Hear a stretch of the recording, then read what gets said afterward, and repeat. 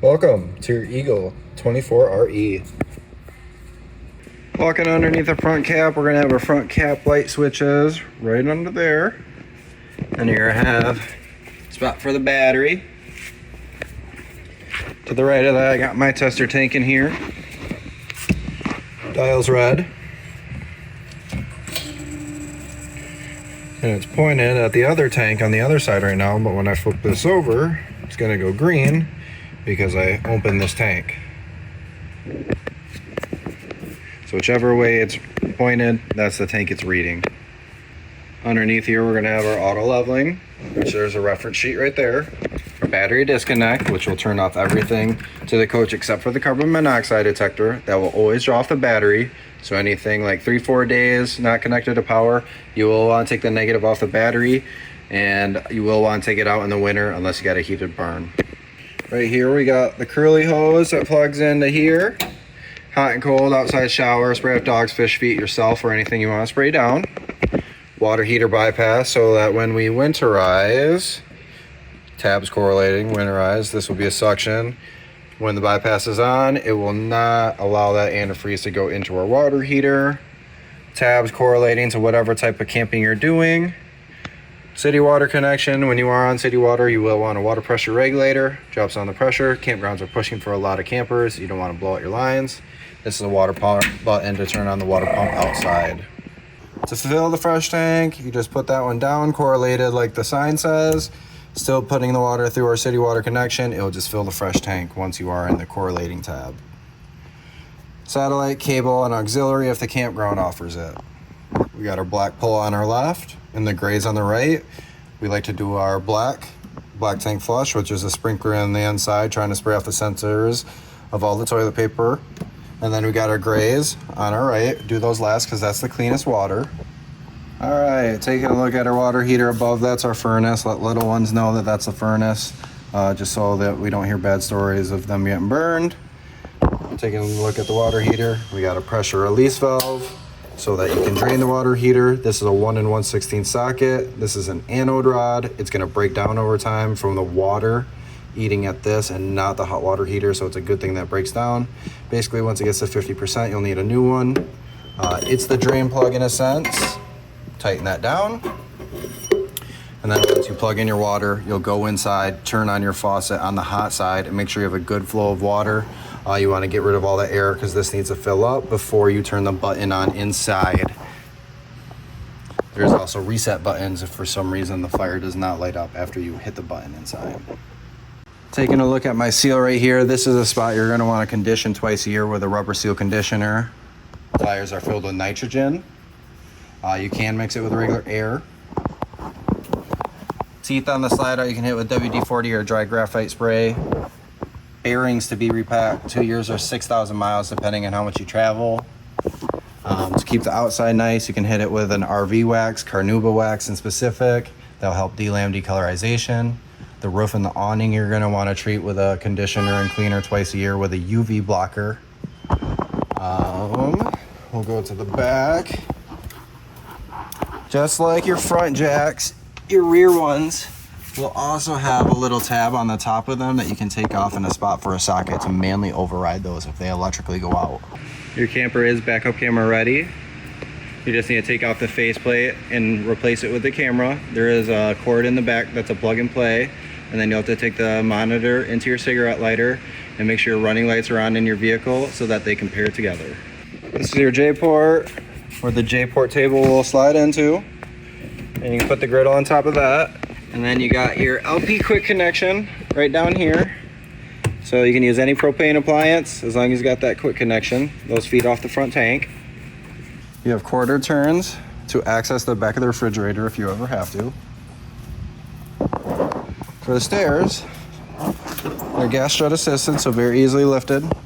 Then you have these buttons on both sides for different ground clearances for the legs for different campgrounds that you'll be at. And then you just rest it on the frame for travel. Very top right corner of the awning, you have a circle tab. You can take that tab off. There's a spot for a socket inside there to manually override the awning. So pitch it for the rain. What you'll do, excuse me for this, I need to jump because I'm too short. Ugh. You'll pull down on that elbow, creating a bend. Now the rain would be falling this way. You can do it for the other arm if you'd like the rain going the other way. You'll know that the awning is completely out once you see the tube. If you keep holding the button for too long, the awning will reel in the opposite way. Walking into your camper to release your slider, just got the lever right there. Then you're gonna have your fuse panel, which is breakers labeled just like a house, and then your 12-volt fuses. Definitely bring some of those with you. And going above that, we're gonna have our J Command by BM Pro on the App Store if you want it on your phone. But what you'll do is, this is a page selector. And then pair device, hit OK. Tanks, the lights will grow as the tanks fill up. Black, don't wait till full, wait about 2/3 full. And if you're at a full hookup, don't leave your valve outside open, the smell will arise. And then you got your water pump, so that's your fresh tank in the middle of nowhere. I'll use this as an example really quickly. Turning that on and off, and then select would go through the page. So now I'm on my electric water heater, turn that on if I had water through my system. Gas on if I had water through the system. Page selector, awning, extend, retract. I've already had extended. Retracting it in. They say you can run it in with those elbows bent, but I would push them straight a little bit before you run it in. And then select to go to the slide. You will hear the gears roll over once you are fully in or fully out. Going back to the page, next page, I went to the HVAC settings. And then I'll go fan, furnace, cool, auto, cool, and off. And then back to that pair.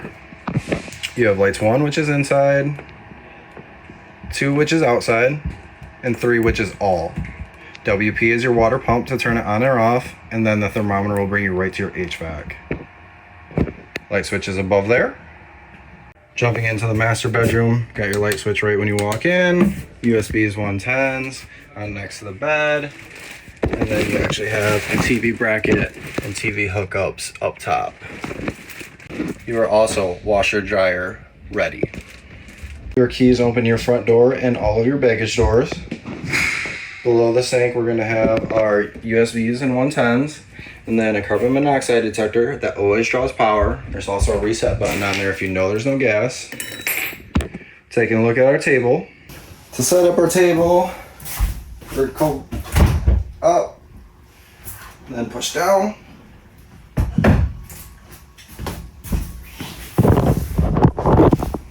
Has these little prongs that go into the slots. So when I pull up, you just gotta get those prongs into the slots. The table will be up. To make the couch into a bed, you'll take the cushions off. And then you lift the seat up, and the legs will be underneath. Fold those down, and then you'll pull the back of the couch for the rest of the bed. Taking a look in the pantry, you're gonna have your coax cable for the TV, and this little button right here that toggles between local or cable if you have cable from a campground. And then to the left side, you'll have this little strap that feeds through a hole. Just 1 second. And once you have it, goes to that little screw right there behind the TV to help it from not swinging up into travel. Then you close the TV, and then you have these little bungees behind it that go on the corner of your TV for travel, one on each side. Taking a look at our radio, got our power button. Stations obviously are going to be wherever you are. DVD, Bluetooth so you can hook up to your phone, radio, aux, TV, and then you got zones 1 and 2. 1 is inside, 2 is outside. For the fridge, your controls are going to be up top on the freezer. When it's on auto, it's looking for the electric. If it doesn't find the electric, it'll switch over to gas as long as the tanks are open outside. Temperature control. This little tab is your temperature control for the fridge. The higher it is, the colder it gets. Microwave, most people can handle the microwave, but if you do need more direction or info, go to the manual packets. For your stovetop, what you'll do, open the gas sign of the pilot symbol and click the igniter to the right. The igniter constantly goes to the right. It lights all 3 of them, and it's fastest to light 3 if you're going to light the oven, because the oven is the longest gas line. But what you'll do for the oven is hold it to the pilot light symbol, push that in on the pilot light symbol. While you're pushing that in, you're going to keep clicking the igniter until that spark turns into a little flame. Once it's a little flame, you can release that and go to desired temperature. All right, to winterize our Eagles, the first thing we're going to do is go to the other side, go to the door side, behind the tires. You're going to have your fresh tank drain your fresh tank. After you drain that fresh tank, you're going to go inside, go to all your sources of water, toilet, shower, sink, outside shower, open the hot and cold lines, try to drain out any of the water that's in those lines still.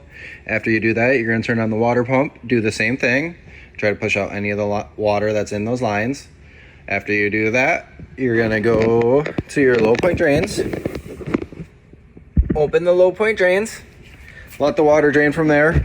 Once you have most of the water completely drained, close those low point drains. Then you're going to come inside your wet bay.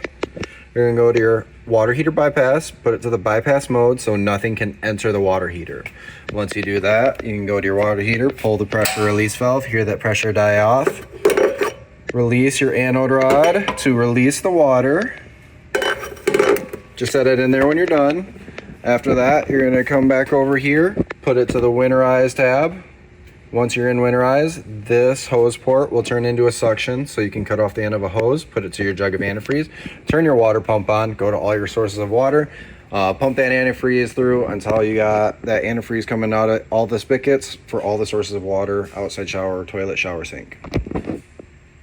After we got antifreeze coming out of all of our sources of water, we will want to drain the tank still. And then after you drain the tanks, you will still want to put a little bit of antifreeze down the drains. Jayco Eagle 24RE.